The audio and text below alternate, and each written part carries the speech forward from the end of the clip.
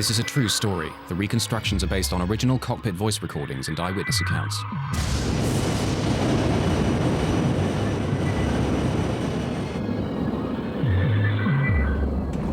I can't see anything. Damn, we're off course. No, I can't see it. Way off. On June the 1st, 1999, as an American Airlines jet prepared to land amidst fierce thunderstorms, passengers knew they were flying into trouble. I don't know what made me aware, so doggone aware, that we were going to have a problem. Oh, no. Within minutes, their worst fears would be realized. Other one! Other one! Other one! I'm yelling, get away from the plane. Run. Get away from the plane. I don't know where we're at, but there's a road that goes around the airport. Well, we got a lot of people hurt. This film tells the story of a tragic and avoidable disaster. The investigation would reveal a lethal combination of pilot error, the devastating effects of severe weather, and a dangerous race to keep the plane on schedule. It will also uncover disturbing evidence of an industry-wide failing, one that could kill again at any time.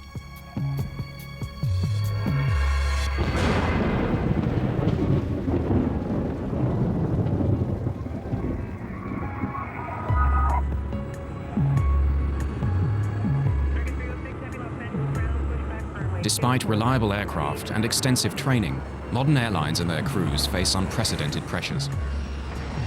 Intense industry competition demands that the whole system, from the flight planners to the pilots, be efficient and on time.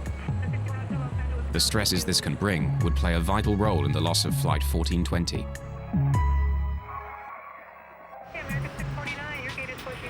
For a large operator like American Airlines, the pressures start with the complex task of scheduling their vast fleet.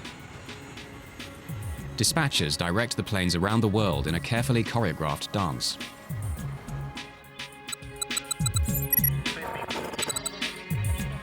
The strain of maintaining this efficiency affects the entire system.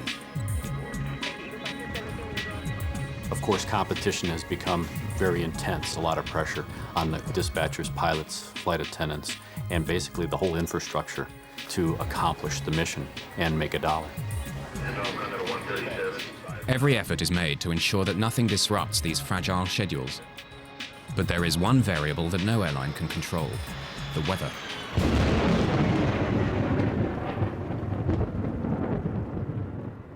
The southern states of America are especially prone to severe weather, where storms not only cause delays, but pose extreme dangers to commercial jets.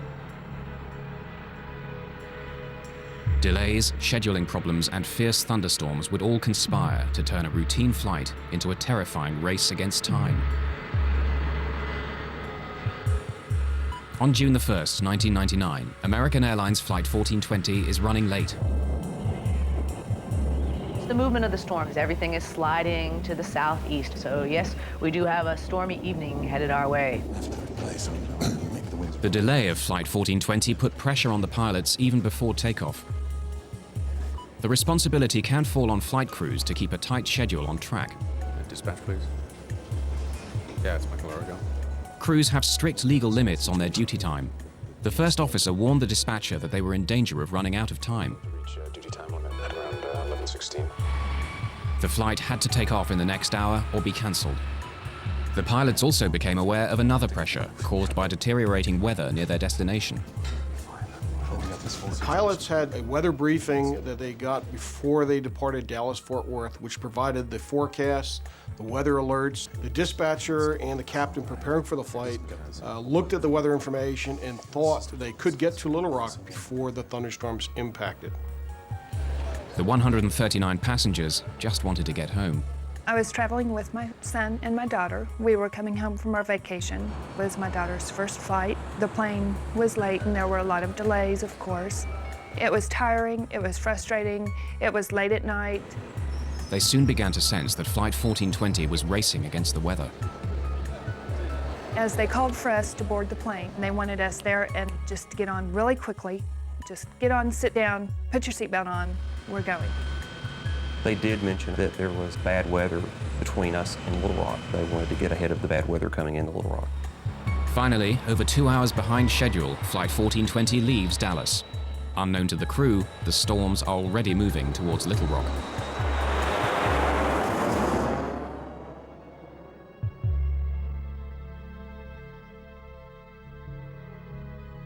40 minutes later, 1420 is 100 miles from its destination. At this point, the voice recorder transcript reveals a calm and steady cockpit routine. American 1420, you gonna still want lower? So far, it's okay. So far, so good, ma'am. American 1420 will let you know. The first officer on American 1420 was a new hire. He had just recently completed training, and he had been paired on one of his first trips with this management captain. So now you had a very experienced pilot sitting in the left seat with the company, paired with a relatively new hire. Bushman and Origal are clearly relaxed as they plan their approach and landing. 25 for 24, set and armed. Think this stuff's gonna work out pretty well? Yeah, we're almost down to max landing weight. There's a moon out. Or a spaceship. Oh, it's the mothership. Center pump's coming off. All right. The pilots are keeping a close eye on the storms ahead. Onboard weather radar scans a cone-shaped area of sky in front of the plane. Potentially severe storms show up in red. There's your big what diddly. Yeah, we gotta get over there real quick. Don't like that. That's lightning. Sure is. The American Airlines dispatcher issued an update on the shape and formation of the thunderstorms. Right now on radar, there's a large slant to Little Rock. Thunderstorms are on the left and right, and Little Rock is in the clear, sort of like a bowling alley approach. Thunderstorms are moving east-northeastward towards Little Rock, and they may be a factor for our arrival. I suggest expediting our arrival. Dispatcher gave this flight crew the weather information. It appeared to him that there was going to be a gap, or what he called the bowling alley, where you had two types of thunderstorms or two thunderstorms with an alley between it.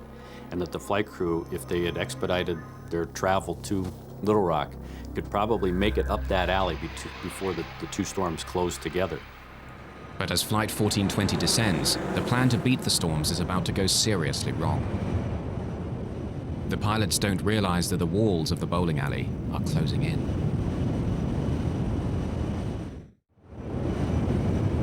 The route flown by American Airlines Flight 1420 is flanked by treacherous thunderstorms, a corridor the pilots call the bowling alley. With 80 miles to go, the route to Little Rock still appears to be clear. This is the bowling alley right here. Yeah, I know. In fact, there are the city lights. Straight there. You want to go down? Not yet, but pretty soon. We're about 80 miles from the airport, and we started our descent toward it. Quite a light show on the side of the aircraft, and we're going to be passing that on our way to Little Rock. It's been a pleasure having you aboard our short flight, and I'd like to take this opportunity to thank you for flying American Airlines.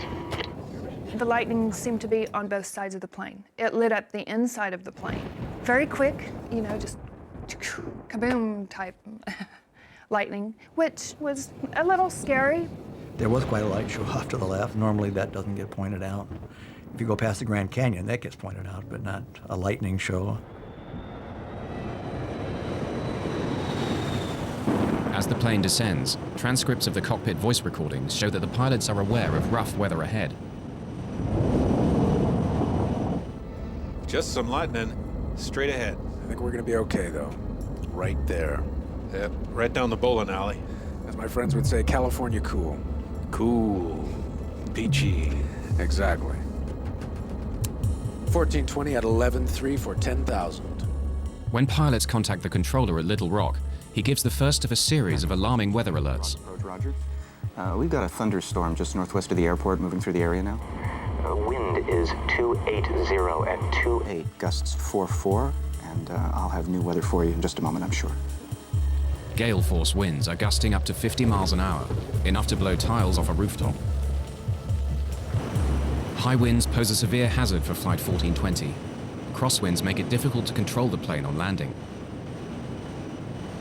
The pilots must quickly determine if they're within safe limits. They calculate the strength of the crosswind from its angle to their final approach. All right, so that's 280 at 44. Gusts at 44. Right, near the limit. Well, it's 40 degrees off. I mean, you're not out of the limit because of the angle, but that's pretty close. Flight attendants, prepare for landing, please.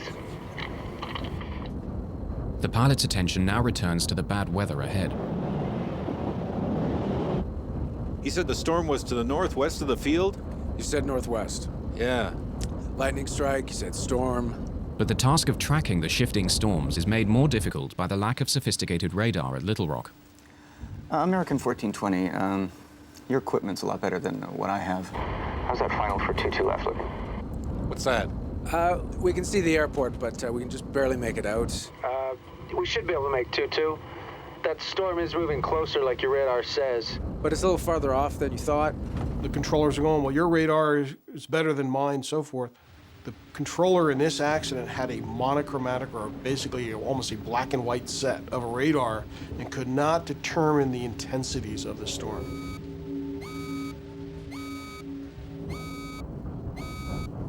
The controller calls in with more bad news.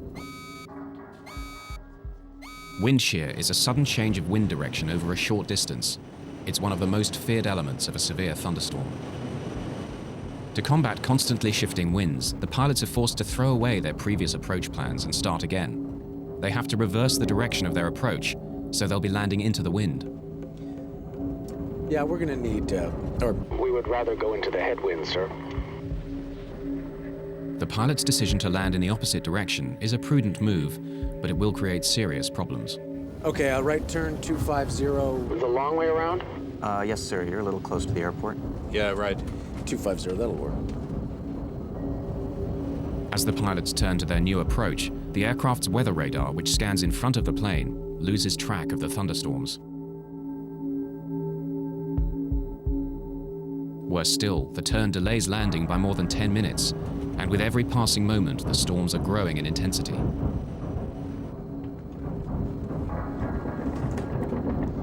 Runway 4 right, 111.3042. I think that was the airport below us. Yeah, right, okay. Switching runways, keeping track of the storms, all adds greatly to the pilot's heavy workload.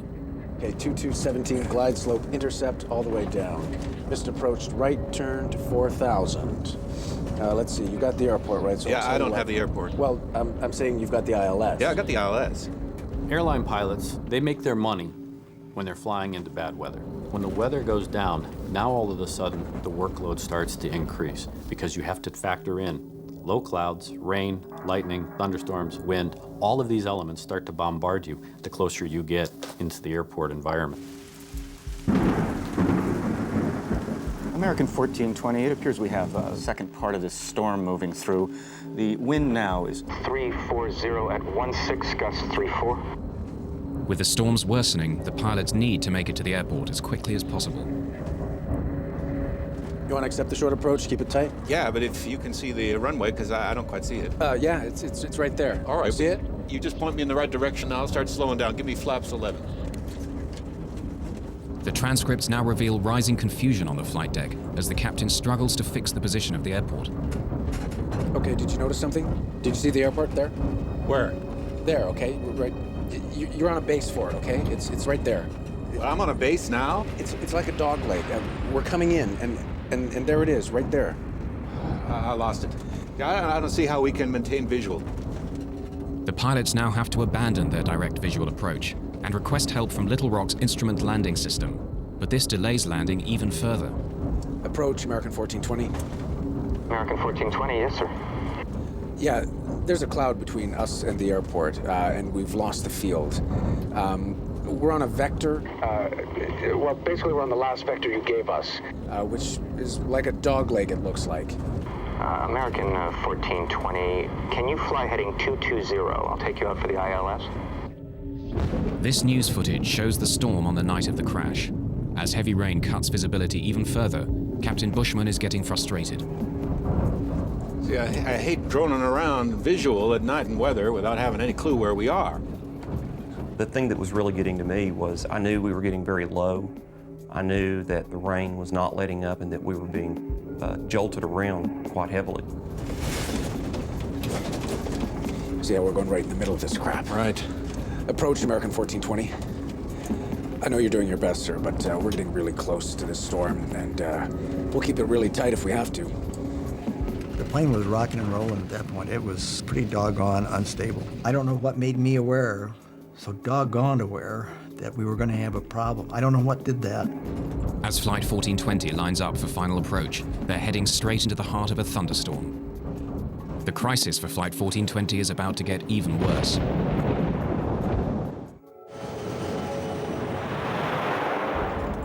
With Flight 1420 minutes from touchdown, severe thunderstorms give the pilots another major problem. Blinding rain and thick clouds are obscuring the airfield. The visibility on the runway, known as RVR, is only just above the regulation limit of 2,400 feet. We're going right into this. American 1420. Right now we have heavy rain on the airport. I don't have new weather for you, but visibility is less than a mile. And the runway 48 RVR is 3,000. Visibility is down to 3,000 feet. The pilots are unsure if it's safe to land. 3,000? Roger that, 3,000, American 1420. This is 4 right, correct? American 1420, that's correct, sir. And runway 4 right, cleared to land. Can we land? 030 at 45, American 1420.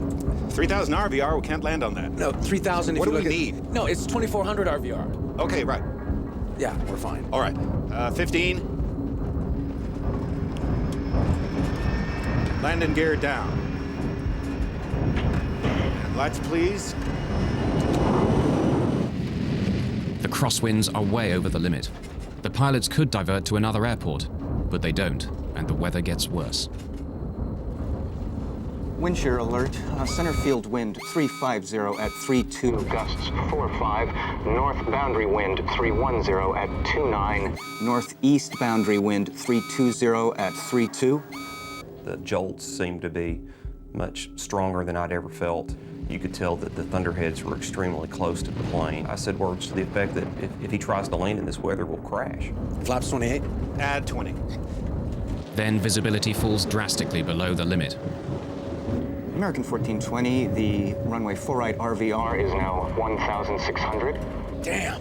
The pilots are rattled. Under pressure, they begin to make mistakes. Can't see anything. Looking for 460. It's there.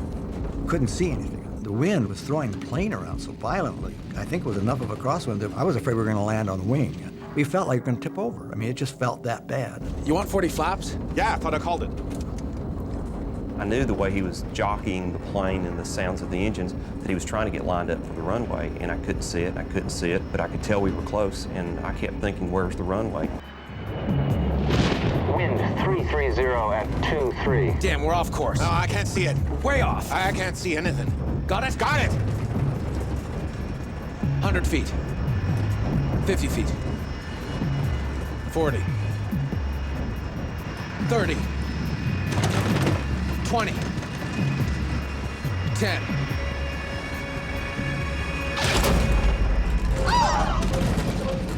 We hit the runway real hard. We didn't slow down. We're down. We're sliding. Oh, no. We were still going very, very, very fast, and at that point, I thought, we're dead. On the brakes!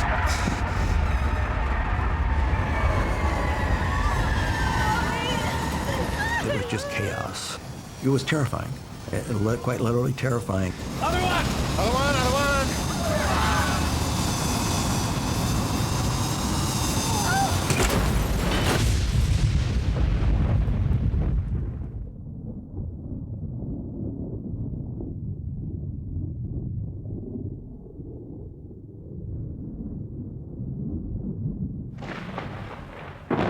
When the plane actually stopped, there was a moment of absolute, total silence. There was fire in front of me, and I could see debris, and it was silent. And I thought, oh my gosh, I'm dead.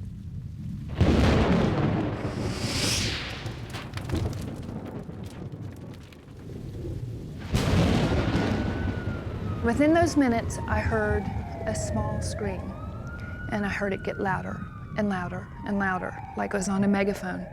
And it hit me, that's my daughter. And it's like, oh, okay, we've got to get out of here. You know, we got to do something. The passengers struggled to get out before fire engulfed the cabin. I had a broken scapula, dislocated shoulder, and cracked ribs and all sorts of stuff going on, but I didn't feel a thing. I just wanted to get out. I was not going to die in that thing. I got out of that plane probably in 10 seconds. It's like being in war. Go, go, go. I'm yelling, get away from the plane, run, get away from the plane, go, go, go. Traveling at over 100 miles an hour, the aircraft ran off the end of the runway, plowed down a 25-foot embankment, and slammed into a steel walkway. The plane was ripped into several pieces. The wreckage finally came to rest on the muddy banks of the Arkansas River.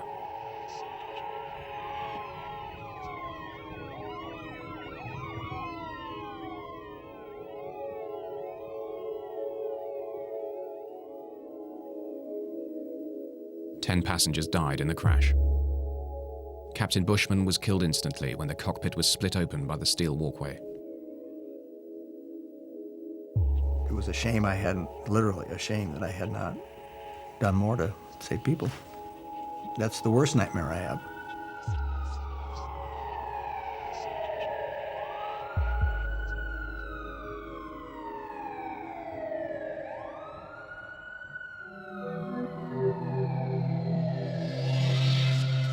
The U.S. National Transportation Safety Board was immediately notified.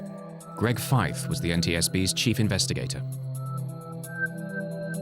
The night American 1420 happened, I received a phone call about 1 o'clock in the morning from our communications center at the NTSB advising that there had been an aircraft accident at Little Rock, and there may be some fatalities involved. Fellow investigator Don Ike was quickly on the scene. There's a sense of adrenaline as an accident occurs like this, where you're being launched to the accident scene. And there's a strong urge to get there, to try to find out what happened, to document the facts so we can prevent it from happening. The NTSB set up a command center close to the site. They would spend the next 18 months piecing together the events that led to the crash. We did have a basic idea when we got on scene of what had happened. We just didn't know why. We knew the airplane went off the end of the runway. We knew that the pilots couldn't stop it. We knew that the aircraft was destroyed going through this catwalk. We knew that the subsequent post-crash fire killed people. We just didn't know why at that point. The NTSB worked backwards from the impact, piecing together the sequence of events from the final approach all the way back to Dallas-Fort Worth. The first question for investigators was why the pilots had been unable to stop the plane. Analysis of the tire tracks left by the skidding plane showed a complete loss of control after touchdown. When you look at the width of those tire tracks, you then see that the airplane wasn't going straight, but in fact was sliding sideways. Here you have this machine that weighs 130,000, 140,000 pounds. It has 100 or so people on it. It is sliding uncontrolled off this runway. Something had gone terribly wrong on landing, and investigators wanted to know why. They questioned the survivors of Flight 1420, who would provide an extremely important clue.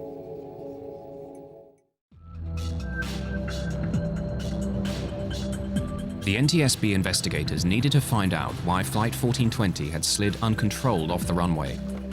They set out to interview surviving passengers, many of whom were local to Little Rock. Their eyewitness testimony would point the inquiry towards the most important mechanical system used to slow a plane down after landing. We were really interested in were those passengers that were sitting in a position right near the wings who could look out the windows and tell us whether they saw the ground spoilers deploy. Spoilers are large flaps that flip up on landing, literally spoiling the airflow over the wings. This is necessary for braking to take effect. None of the passengers saw the spoilers deploy. The NTSB compared their testimony with data from the airplane's black boxes. The flight data recorder, which monitors the systems on board during flight, confirmed that the spoilers had failed to deploy.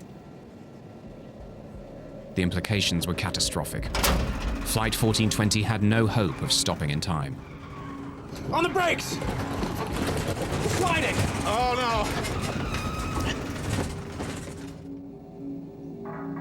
So was the failure of the spoilers to deploy a mechanical problem Or in the confusion of final approach, was it pilot error? To find out, the NTSB would make clever use of the cockpit voice recorder, or CVR. Make it out. You want 40 flaps? Yeah, I thought I called it. One of the key elements that the CVR team was listening for was the setting of the spoiler handle. We saw on the flight data recorder that the ground spoilers didn't deploy. We wanted to know if the handle had been actually armed or not, and we were looking for a specific click sound. We couldn't find that sound on the accident CVR, which led us to believe that the handle was never in the armed position at touchdown.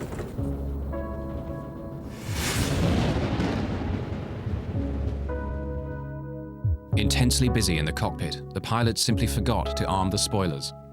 Had they deployed, the MD-80 aircraft might have overshot the runway, but it would have stopped before hitting the catwalk. The pilots had made serious and ultimately fatal errors, but investigators wanted to know why. They suspected that pressures earlier in the flight led to these mistakes. They turned their attention to the weather.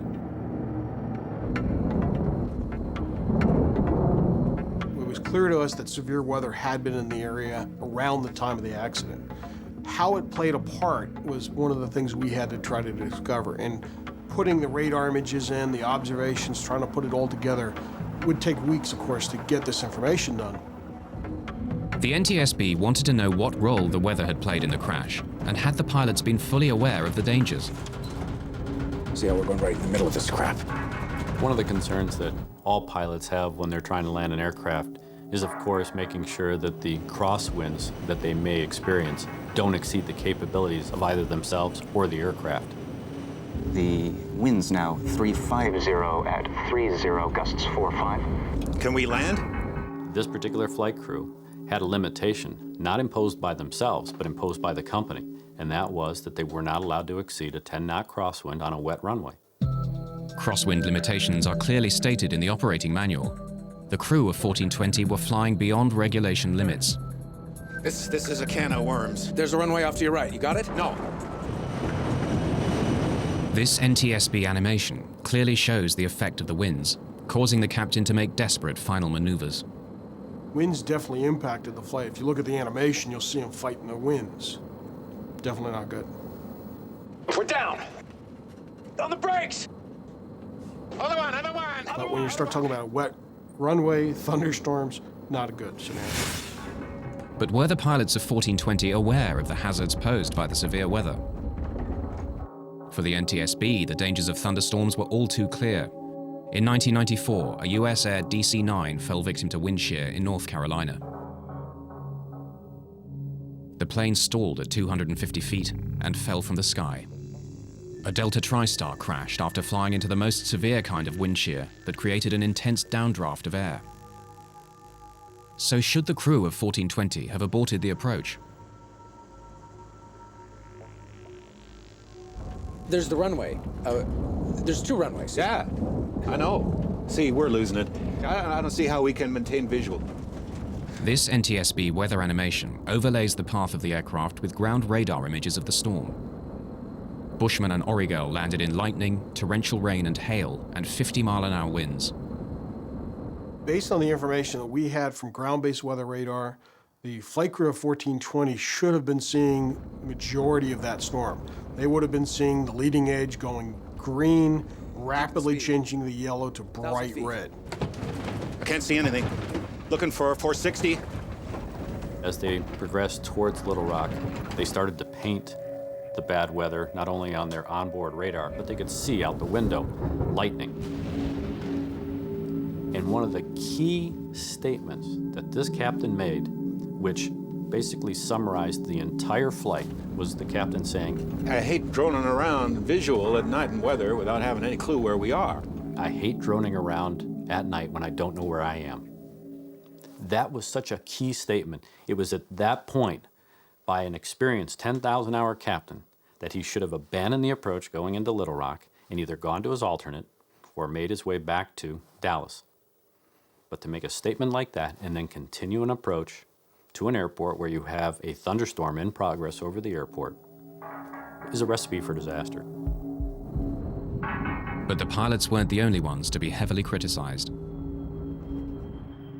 As the investigation continued, American Airlines flight policy would come under fire, and an industry-wide scandal was about to be exposed. For months after the crash of Flight 1420, the NTSB dug deeper into the circumstances surrounding the Little Rock accident. The question was, who would take responsibility? American Airlines was reluctant to admit that their pilots had knowingly flown into a severe thunderstorm. Initially, they tried to pin the blame on the controller at Little Rock. Americans started legal action against the authorities responsible for airport controllers. Americans' lawyers claimed that the crew of Flight 1420 had not been given all the current weather information. American 1420, your equipment's a lot better than what I have. How's that final for 22 left looking? But after interviewing the controller at Little Rock, investigators were unconvinced. It's highly unlikely that the flight crew wasn't sufficiently informed about the nature of the weather and the severity of the weather, not only en route, but of course, during the course of the landing at Little Rock. The focus turned back on the pilots. Lawyers representing the passengers were determined to get American Airlines to accept liability for the crash. I mean, it is about money in a way, because you want to make them pay. Because I saw the letters that they would write back to my lawyer, minimizing what we had been through, minimizing my daughter's burns, cuts, the psychological effects it had on my son at age 15, and my daughter, and me, and just minimizing everything. So you want to find a way to hurt him. Renee Salmons and many other survivors attended the NTSB public hearings held in Little Rock 8 months after the disaster. With the captain dead, the co-pilot was the first to testify. As we went off the end of the runway, I could see the runway lights coming up, and I knew we were going off the end of the runway. I couldn't see anything in front of us, and all I thought was the gear would collapse, and we would continue to slide. It's got to be okay. And then all of a sudden, I felt the impact. I followed it as close as I could. You bet. I mean, I wanted to know what happened. I went to all of the NTSB hearings. I was outraged. I was mad. For me, they didn't ask him the right questions. You know, I wanted to ask him, what were you thinking? Why did you all play chicken with our lives? The co-pilot's testimony was highly controversial.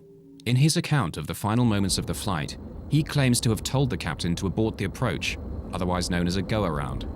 Who can call for abandoning the approach? Either pilot. Did you call for a go-around at any time? Yes, sir, I did. It sounds like after reviewing the tape, you can definitely hear the go, and the around, it seems like he talked at the same time I did, and I looked over at him, and he brought the airplane back on course. However, when NTSB specialists studied the cockpit voice tapes, they couldn't hear this statement. Damn, we're off course. No, I can't see it. Way off. Even though he stood by that statement, we could never validate it. That led to a controversial finding because we weren't really sure if that took place or not. The NTSB asked tough questions of the co-pilot, but was American Airlines training also at fault? Greg Feith put an American Airlines manager on the stand. What were the company rules for pilots flying near thunderstorms? When asked the question, he basically responded that he just didn't want his pilots flying into that type of weather. Our pilots are forbidden to enter or depart a terminal area blanketed by thunderstorms. To the NTSB, this policy simply wasn't clear-cut enough. Well, that's a very subjective call for a pilot. Pilots need boundaries. You have to set limits. If there's convective activity, that is thunderstorm activity, it's within 5 nautical miles of the airport. There's lightning, there's wind shear. Don't go there.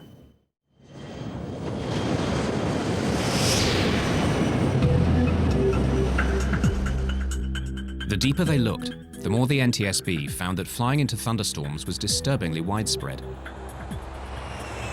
Extraordinary evidence given at the hearings revealed that the problem was industry-wide.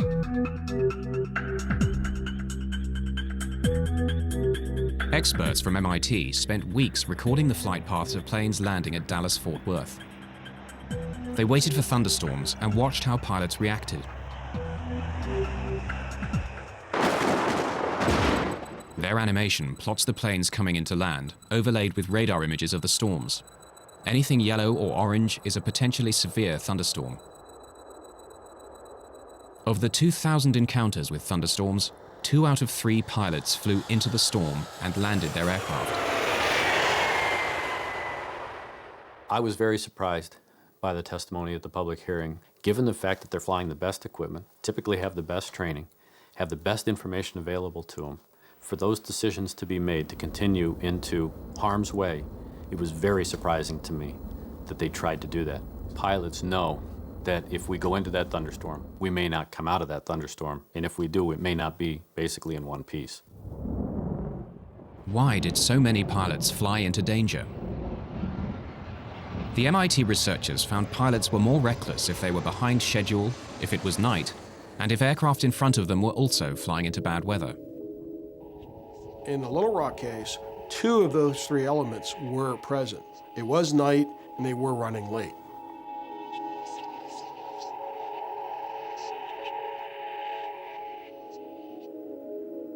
The MIT investigation was chilling evidence that the crash at Little Rock was part of a much wider problem. We're not seeing a major improvement, put it bluntly. There's a limited time for training. Weather was a significant part that set up the stage of this accident. We do not condone any operation to be conducted in such weather. It is a known severe weather hazard, and it should have been suspended, no operation.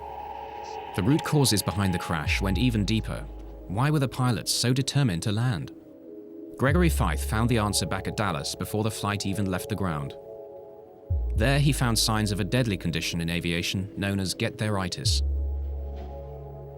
There may have been a sense of get-there-itis. The flight crew knew that they were pushing their 14-hour duty day. It had been a long duty day. The airport's right there. Let's try it. Let's see if we can accomplish the mission. Pilots are goal-oriented. We're mission-oriented. We will stick our nose in there to try and see if we can accomplish the mission. Sometimes we will accomplish that mission, but sometimes we get too far into it that we can't bail out. We don't have any more options, and bad things happen. The pressures of get-there-itis sparked a fatal series of mistakes and misjudgments. I can't see anything. Looking for 460. At the end of a long day, rushing to beat the storms and get their passengers to their destination, the crew of 1420 made the basic mistake that cost 11 people their lives. They forgot to arm the spoilers. They were so busy trying to get the plane on the ground that they forgot to do what they needed to do. They didn't have time to do it. After the accident, American Airlines revised their checklist procedures. Both pilots must confirm that the spoilers are armed, ready for landing. In October 2001, the NTSB published their report. They concluded that the 2 main causes of the crash were first the decision to land in a thunderstorm, and second, the pilot's failure to arm the spoilers. American Airlines declined to take part in this film or comment on the findings. As an investigator, I had over 2 years to basically criticize and determine what the captain was trying to accomplish. That particular captain had seconds to make decisions based on the information he was getting. And while it's unfair for an acts investigator like myself to start pointing the finger, I wasn't there. I blame them, but I'm not angry per se at them. I don't waste my time with anger on them. They'd got nothing but flack.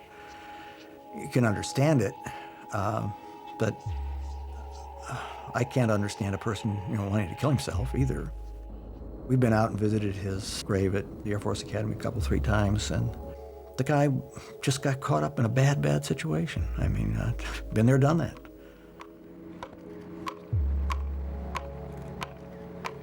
One year after the crash, the survivors of Flight 1420 gathered at the site to remember those who died.